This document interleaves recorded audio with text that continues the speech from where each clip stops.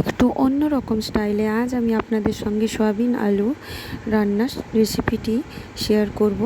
নমস্কার, cook with রাহা চ্যানেলে আপনাদের স্বাগত জানাই। তাই ভিডিওটি স্কিপ না করে পুরোটা দেখতে থাকুন।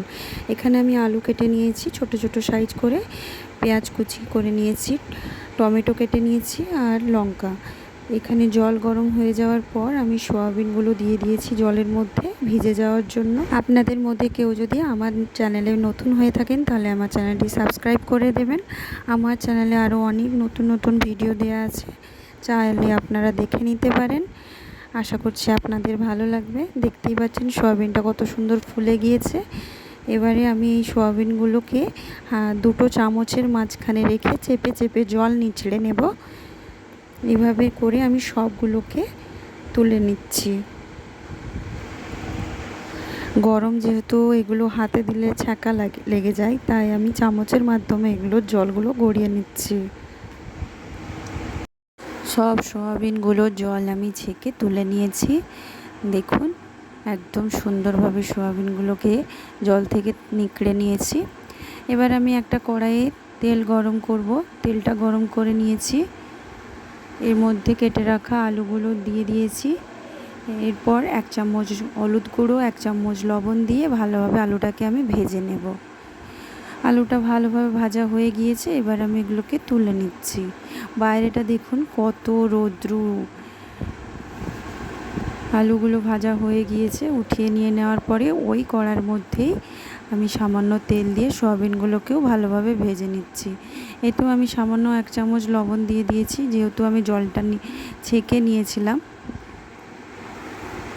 এরপর কড়ার মধ্যে আমি তেল দিয়ে একটা ডিমকে সামান্য লবণ দিয়ে ভুজিয়ার মতো ভেজে নেব। ডিমটা আমি খুব সুন্দরভাবে ভুজিয়ার মতো ভেজে নিয়েছি, নিয়ে তুলে রেখেছি।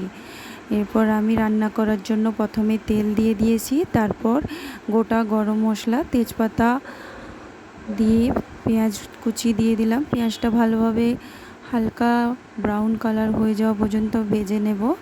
এর মধ্যে আমি কাঁচা লঙ্কাও দিয়ে দিয়েছিলাম। এরপর 2 চামচ রসুন বাটা, 1 চামচ আদা বাটা দিয়ে দিয়েছি।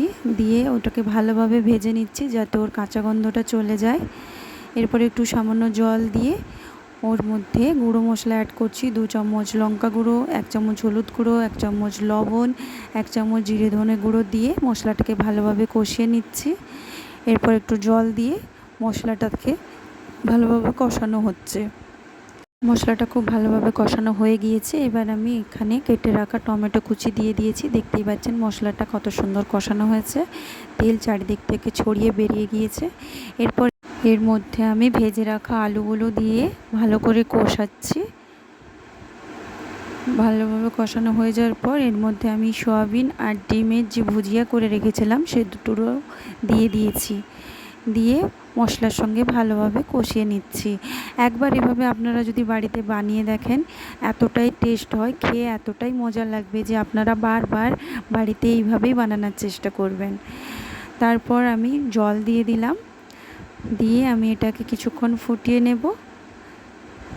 এরপর এর মধ্যে আমি 1 চামচ গরম মশলা গুঁড়ো, 1 চামচ জিরে ধনে গুঁড়ো দিয়ে এটাকে আমি ফুটতে দেব। খুব সুন্দরভাবে আলুগুলো সেদ্ধ হয়ে গিয়েছে। দেখতেই পাচ্ছেন তরকারির কালারটা কত সুন্দর এসেছে।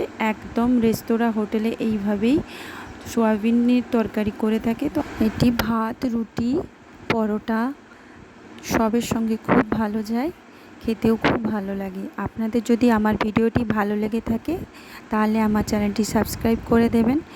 আর কেমন লাগলো তো অবশ্যই কমেন্ট করে জানাবেন। যদি ভালো লেগে থাকে তাহলে লাইক অ্যান্ড শেয়ার করতে ভুলবেন না।